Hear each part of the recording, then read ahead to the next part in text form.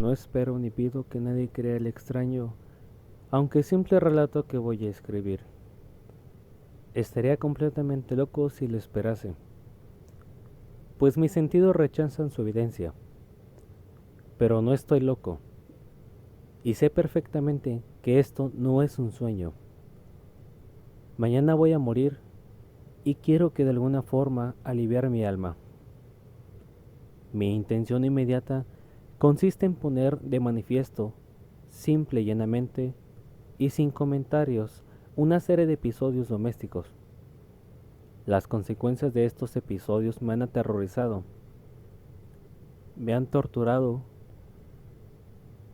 y por fin me han destruido. Pero no voy a explicarlos. Si para mí han sido horribles, para otros resultarán menos espantosos que barroques. En el futuro, quizá aparezca alguien cuya inteligencia reduzca mis fantasmas a lugares comunes. Una inteligencia más tranquila, más lógica y mucho menos excitable que la mía. Capaz de ver en las circunstancias que voy a describir con miedo una simple sucesión de causas y efectos naturales. Desde la infancia sobresalí por docilidad y bondad de carácter. La ternura de corazón era tan grande que llegué a convertirme en objeto de burla para mis compañeros. Me gustaban, de forma singular, los animales y mis padres me permitían tener una variedad muy amplia. Pasaba la mayor parte de mi tiempo con ellos y nunca me sentía tan feliz como cuando les daba de comer y los acariciaba. Este rasgo de mi carácter crecía conmigo y cuando llegué a la madurez me proporcionó uno de los mayores placeres. Quienes han sentido alguna vez por mi perro fiel y sagaz no necesitan que me molesten explicarles la naturaleza o la intensidad de la satisfacción que se recibe. Hay algo en el generoso y abnegado amor de un animal que llega directamente al corazón, del que con frecuencia han aprobado la falsa amistad y frágil fidelidad del hombre. Me casé joven y tuve la alegría de que mi mujer compartiera mis preferencias. Cuando advirtió que me gustaban los animales domésticos, no perdí ocasión para proporcionarme los más agradables.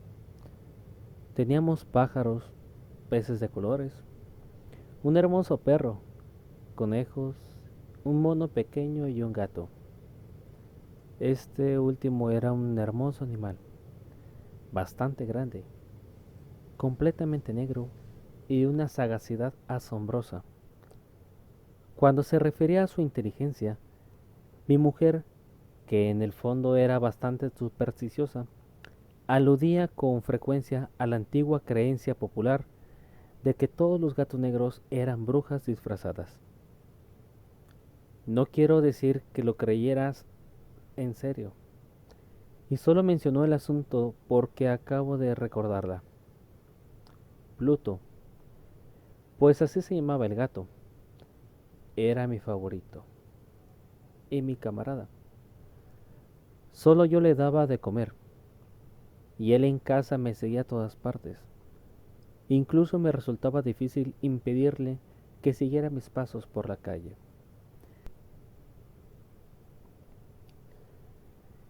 Nuestra amistad duró varios años, en el transcurso de los cuales mi temperamento y mi carácter, por causa del demonio intemperancia, y me pongo rojo al confesarlo, se había alterado radicalmente.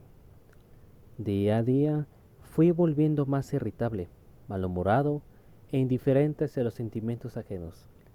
Llegué, incluso, a usar palabras duras con mi mujer y terminé recurriendo a la violencia física. Por supuesto, mis favoritos sintieron también el cambio de mi carácter. No solo los descuidaba, sino que llegué a hacerles daño. Sin embargo, hacia Pluto sentía el suficiente respeto como para abstenerme de maltratarlo. cosa que hacía con los conejos, el mono y hasta el perro, cuando por casualidad o por afecto se cruzaban en mi camino. Pero mi enfermedad empeoraba, pues, ¿qué enfermedad se puede comparar con el alcohol? Y al fin incluso Pluto, que ya empezaba a verse viejo y por tanto irritable, empezó a sufrir las consecuencias de mi mal humor.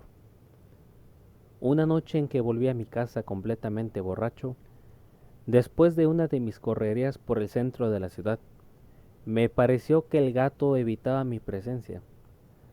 Lo agarré y, asustado por mi violencia, me mordió ligeramente la mano. Al instante se apoderó de mí una furia de diablos y ya no supe lo que hacía. Fue como si la raíz de mi alma se separaba de un golpe del cuerpo, y una maldad más que diabólica, alimentada por la ginebra, estremeció cada fibra de mi ser. Saqué del bolsillo del chaleco un cortaplumas. Lo abrí mientras seguía sujetando al pobre animal por el pescuezo y deliberadamente le saqué un ojo. Me pongo más rojo que un tomate. Siento vergüenza. Tiemblo mientras escribo tan reprochable atrocidad. Cuando me volvió la razón con la mañana, cuando el sueño hubo disipado los vapores de la orgía nocturna, sentía que el horror se mezclaba con el remordimiento ante el crimen del que era culpable. Pero solo era un sentimiento débil y equívoco, y no llegó a tocar mi alma. Otra vez me hundí en los excesos y pronto ahogué en vino los recuerdos de lo sucedido. El gato mientras tanto mejoraba lentamente. La cuenca del ojo perdido presentaba un horrible aspecto, pero el animal parecía que ya no sufría. Se paseaba, como de costumbre, por la casa, aunque, como se puede imaginar, huía aterrorizado al verme.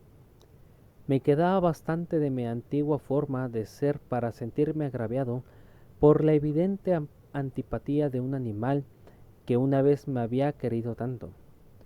Pero ese sentimiento pronto se dio paso a la irritación, y entonces se presentó, para mi derrota final e irrevocable, el espíritu de la perversidad. La filosofía no tiene en cuenta este espíritu. Sin embargo, estoy tan seguro de que mi alma existe como de que la perversidad es uno de los impulsos primordiales del corazón humano, una de las facultades primarias indivisibles, uno de los sentimientos que dirigen el carácter del hombre. ¿Quién no se ha sorprendido a sí mismo 100 veces en los momentos en que cometía una acción estúpida o malvada, por la simple razón de que no debía cometerla? No hay en nosotros una tendencia permanente que nos enfrenta con el sentido común a transgredir lo que constituye la ley por el simple hecho de serlo, existir. Este espíritu de perversidad se presentó, como he dicho, en mi caída final, y ese insondable anhelo que tenía el alma de vejarse a sí misma, de violentar su naturaleza, de hacer el mal por el mal mismo, me empujó a continuar y finalmente a consumar el suplicio que había infligido al inocente animal. Una mañana, a sangre fría, le pasé un lazo por el pescuezo y lo ahorqué en la rama de un árbol. Lo ahorqué mientras las lágrimas me brotaban de los ojos y el más amargo remordimiento me retorcía el corazón. Lo ahorqué porque recordaba que me había querido y porque estaba seguro de que no me había dado motivos para matarlo. Lo ahorqué porque no sabía, al hacerlo, cometió un pecado mortal, que pondría en peligro mi alma hasta llevarla, si esto fuera posible, más allá del alcance de la infinita misericordia del Dios más misericordioso y más terrible. La noche del día en que cometí ese acto cruel me despertaron gritos de fuego. La ropa de mi cama era una llama, y toda la casa estaba ardiendo. Con gran dificultad pudimos escapar del incendio mi mujer, un criado y yo. Todo quedó destruido. Mis bienes terrenales se perdieron y desde ese momento no me quedó más remedio que resignarme. No caeré en la debilidad de establecer una relación de causa y efecto entre el desastre y la acción criminal que cometí. Simplemente me limito a detallar una cadena de hechos y no quiero dejar suelto ningún eslabón. Al día siguiente del incendio, visité las ruinas. Todas las paredes, salvo una, se habían desplomado. La que quedaba en pie era un tabique disolvido, de poco espesor, situado en el centro de la casa, y contra el cual antes se apoyaba la cabecera de mi cama. El yeso del tabique había aguantado la acción del fuego, algo que atribuía a su reciente aplicación. Una apretada muchedumbre se había reunido alrededor de esa pared y varias personas parecían examinar parte de la misma atenta y minuciosamente. Las palabras extraño, curioso y otras parecidas despertaron mi curiosidad. Al acercarme más, vi que en la blanca superficie grabada en bajo relieve aparecía la figura de un gigantesco gato. El contorno tenía una nitidez verdaderamente extraordinaria. Había una cuerda alrededor del pescuezo del animal. Al descubrir esta aparición, ya que no podía considerarla otra cosa, el asombro y el terror me dominaron. Pero la reflexión vino en mi ayuda. Recordé que había ahorcado al gato en un jardín colindante con la casa. Cuando se produjo la alarma del incendio, la gente invadió inmediatamente el jardín. Alguien debió cortar la soga y tirar al gato en mi habitación por la ventana abierta, sin duda tratando así de despertarme. Probablemente la caída de las paredes comprimió a la víctima de mi crueldad contra el yeso recién encalado, cuya cal, junto con la acción de las llamas y el amoníaco del cadáver, produjo la imagen que ahora vería. Aunque con estas explicaciones quedó satisfecha mi razón, pero no mi conciencia. Sobre el asombro hecho que acabo de escribir, lo ocurrido impresionó profundamente mi imaginación. Durante meses no pude librarme del fantasma del gato, y en todo ese tiempo dominó mi espíritu un sentimiento informe que se parecía, sin serlo, al remordimiento. Llegué incluso a lamentar la pérdida del gato, y a buscar en los sucios antros que habitualmente frecuentaba otro animal de la misma especie y de apariencia parecida, que pudiera ocupar su lugar. Una noche, medio borracho, me encontraba en una taberna pestilente y me llamó la atención algo negro posado en uno de los grandes tóneles de Ginebra que constituían el principal mobiliario del lugar. Durante unos minutos había estado mirando fijamente ese tonel y me sorprendió no haber advertido antes la presencia de la mancha negra de encima. Me acerqué a él y lo toqué con la mano. Era un gato negro, un gato muy grande, tan grande como Pluto y exactamente igual a este, salvo un detalle. Pluto no tenía ni el pelo blanco en el cuerpo, mientras este gato mostraba una mancha blanca, tan grande como indefinida, que le cubría casi todo el pecho. Al acariciarlo, se levantó enseguida, empezó a ronronear con fuerza, se restregó contra mi mano y pareció encantado de mis cuitas. Había encontrado el animal que estaba buscando. Inmediatamente propuse comprárselo al tabernero, pero me contestó que no era suyo. y que no lo había visto nunca antes ni sabía nada del gato. Seguí acariciándole al gato y cuando iba a irme a casa, el animal se mostró dispuesto a acompañarme. Le permití que lo hiciera, parándome una y otra vez para agacharme y acariciarlo. Cuando estuve en casa, se acostumbró enseguida y pronto se convirtió en el gran favorito de mi mujer. Por mi parte, pronto sentí que nacía en mí una antipatía hacia el animal. Era exactamente lo contrario de lo que yo había esperado, pero sin que pueda justificar cómo ni por qué, su evidente afecto por mí me disgustaba y me irritaba. Lentamente, tales pensamientos de disgusto y molestia se transformaron en la amargura del odio. Procuraba no encontrarme con el animal. Un resto de vergüenza y el recuerdo de mi acto de crueldad me frenaban de maltratarlo. Durante algunas semanas no le pegué ni fue la víctima de mi violencia, pero gradualmente, muy gradualmente, llegué a sentir una inexpresable repugnancia por él y a huir en silencio de su odiosa presencia, como si fuera un brote de la peste. Lo que probablemente contribuyó a aumentar mi odio hacia el animal fue descubrir, a la mañana siguiente de haberlo traído a la casa, que aquel gato, igual que Pluto, no tenía un ojo. Sin embargo, fue precisamente esta circunstancia la que le hizo más agradable a los ojos de mi mujer, quien, como ya dije, poseía en alto grado esos sentimientos humanitarios que una vez fueron mi rasgo distintivo y la fuente de mis placeres más simples y puros. El cariño del gato hacia mí pareció aumentar en la misma proporción que mi aversión hacia él. Seguía mis pasos con una testarudez que me resultaría difícil hacer comprender al lector.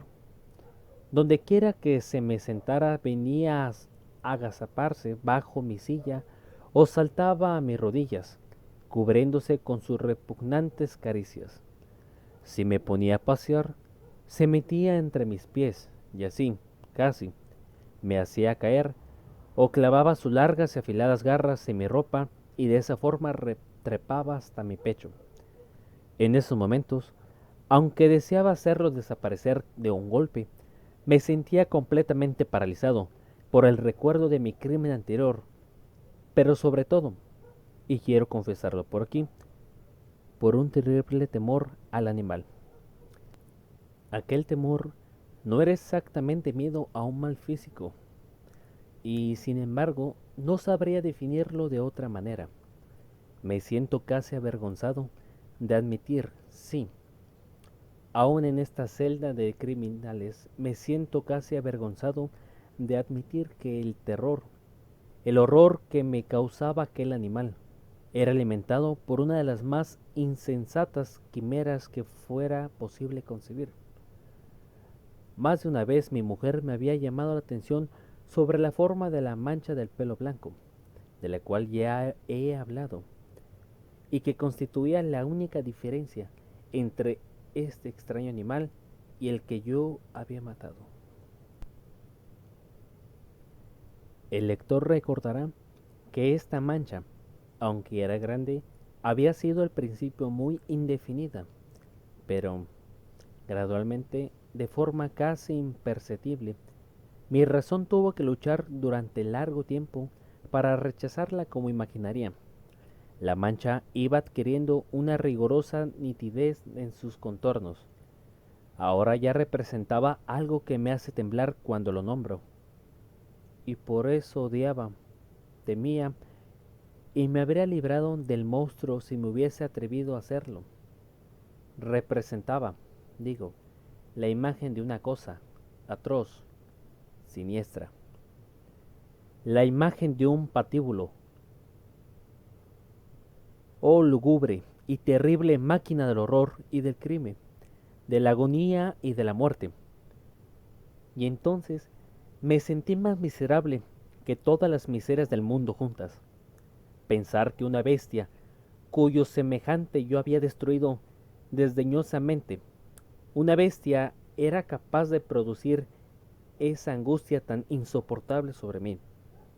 Un hombre creado a imagen y a semejanza de Dios. Ay, ni día de noche ni de día pude ya gozar de la bendición del descanso. De día, ese animal no me dejaba ni un instante solo, y de noche me despertaba sobresalto por sueños horrorosos, sintiendo el ardiente aliento de aquella cosa en mi rostro y su enorme peso, encarnada pesadilla que no podía quitarme de encima, apoyando eternamente sobre mi corazón. Bajo la opresión de estos tormentos sucumbió todo lo poco que me quedaba de bueno. Solo los malos pensamientos disfrutaban de mi intimidad, los más retorcidos, los más perversos en pensamientos. La tristeza habitual de mi mal humor terminó convirtiéndose en aborrecimiento de todo lo que estaba a mi alrededor y de toda la humanidad. Y mi mujer, que no se quejaba de nada, llegó a ser la más habitual y paciente víctima de las repentinas y frecuentes explosiones incontroladas de furia a las que me abandonaba. Un día, por una tarea doméstica, me acompañó al sótano de la vieja casa donde nuestra pobreza nos obligaba a vivir. El gato me siguió escaleras abajo y casi me hizo caer de cabeza, por lo que me desesperé hasta casi volverme loco. Alzando un hacha y olvidando en mi rabia los temores infantiles que hasta entonces había detenido mi mano, lancé un golpe que hubiera causado la muerte instantánea del animal si lo hubiera alcanzado. Pero la mano de mi mujer detuvo el golpe. Su intervención me llenó de una rabia más que demoníaca. Me solté de su brazo y le hundí el hacha a la cabeza. Cayó muerta a mis pies, sin un quejido. Consumado el horrible asesinato, me dediqué urgentemente y a sangre fría a la tarea de ocultar el cuerpo. Sabía que no podía sacarlo de casa, ni de día ni de noche, sin correr el riesgo de que los vecinos me vieran. Se me ocurrieron varias ideas. Por un momento pensé descuartizar el cadáver y quemarlo en trozos. Después se me ocurrió cavar una tumba en el piso del sótano.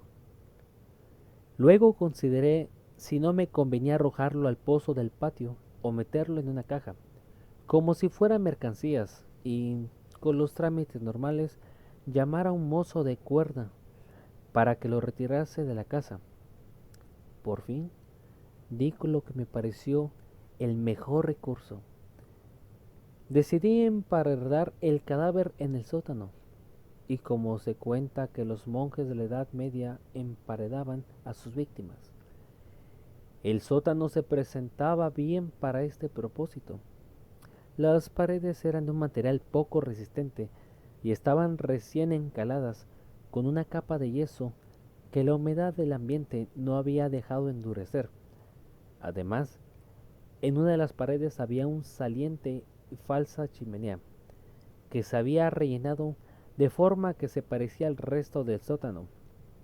Sin ningún género de dudas, se podían quitar fácilmente los ladrillos de esa parte, introducir el cadáver y tapar el agujero como antes, de forma que de ninguna mirada pudiera descubrir nada sospechoso. No me equivocaba en mis cálculos. Con una palanca saqué fácilmente los ladrillos y después de colocar con cuidado el cuerpo contra la pared interior, lo mantuve en esa posición mientras colocaba de nuevo los ladrillos en su forma original. Después de procurarme argamasa, arena y cerda, preparé con precaución un yeso que no se distinguía del anterior y revoqué cuidadosamente el enladrillado. Terminada la tarea, me sentí satisfecho de que todo hubiera quedado bien. La pared no mostraba la menor señal de haber sido alterada. Recogí del suelo los cascotes más pequeños y triunfante miré alrededor y me dije, aquí, por lo menos, no he trabajado en vano.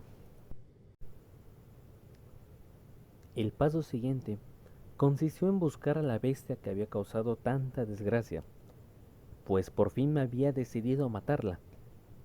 Si en aquel momento el gato hubiera aparecido ante mí, habría quedado sellado su destino, pero, por lo visto, el astuto animal, alarmado por la violencia de mi primer acceso de cólera, se cuidaba de aparecer mientras no se me pasara mi mal humor.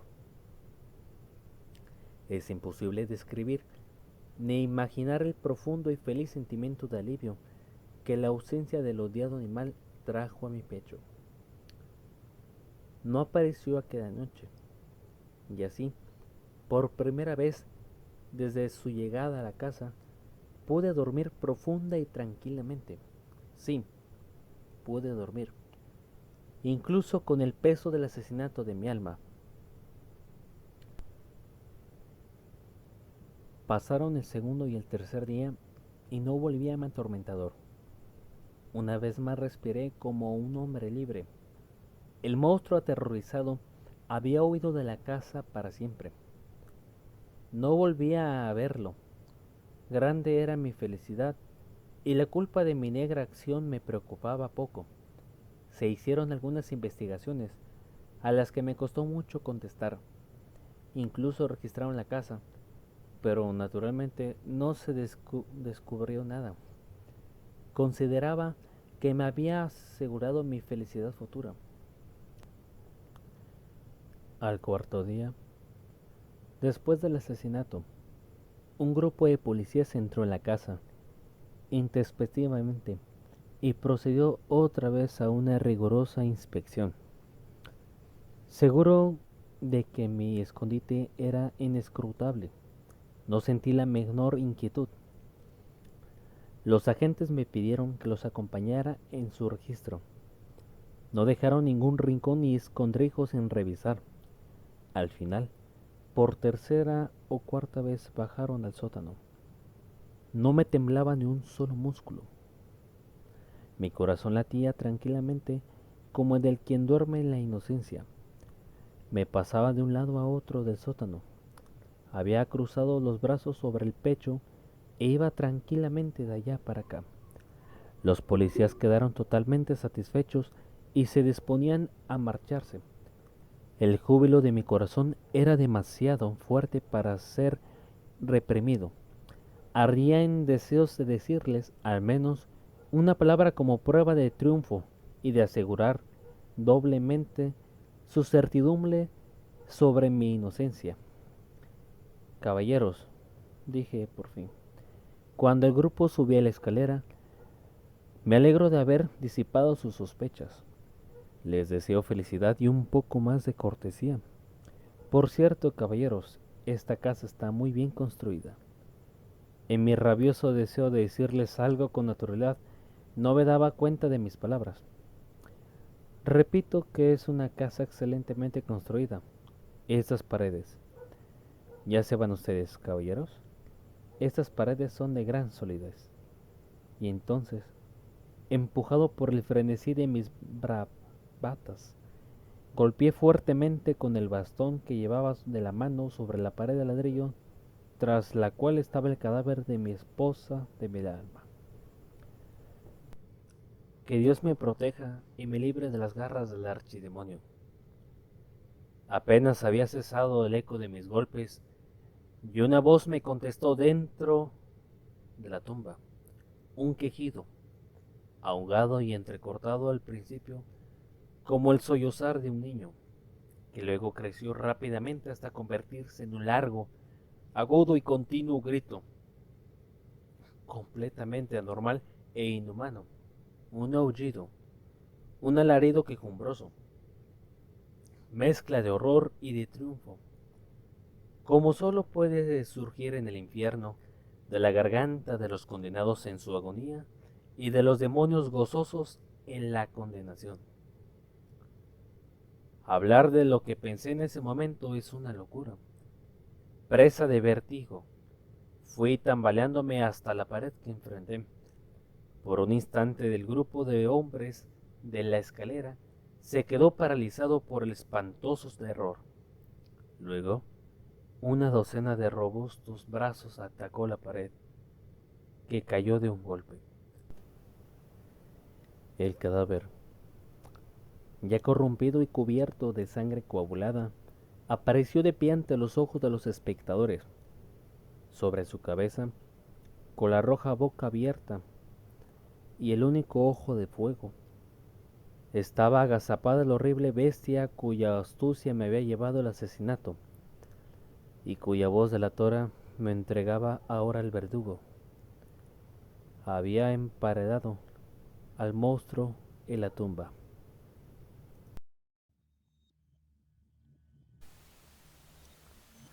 Si el video es de tu agrado, no olvides darle like, suscribirte y compartirla con tus redes sociales favoritas. Recuerda que próximamente estaré subiendo más material de este tipo y de otras materias. Por el momento me despido sin antes decirte buenas noches.